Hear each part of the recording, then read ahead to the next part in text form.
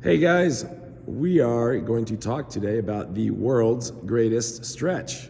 So as you can see there, we got a couple points and I am with Stacy. She is going to demonstrate for us. So the world's greatest stretch, what is so great about it is that it is just 4 positions. You can literally set a timer for each one. We recommend 30 seconds each, 4 minutes total because it's 2 sides of your legs or both legs. And it stretches out your hips, your back, your hamstrings, fixes tight, sore back, hips from sitting all day, and you can do it anywhere, anytime, and you can do it honestly multiple times a day. So, what is the world's greatest stretch? Stacey's gonna show. So the first position, we are in a deep lunge. Notice the back leg is straight, and she's trying to get as low as she can to the floor. So now, if you're not as flexible as Stacey, you can have just your hands on the floor. You don't have to try to get your elbow down, but that's what you're trying to get to.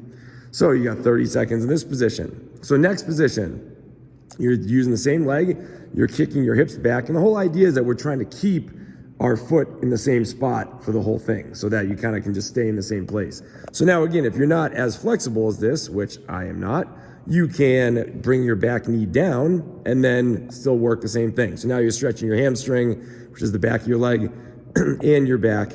And then next position, we are getting back to that lunge, but now our back knee is on the floor and your chest is up, your hands are on your thigh, and you can get a little bit of a back bend to it, a little bit of a twist.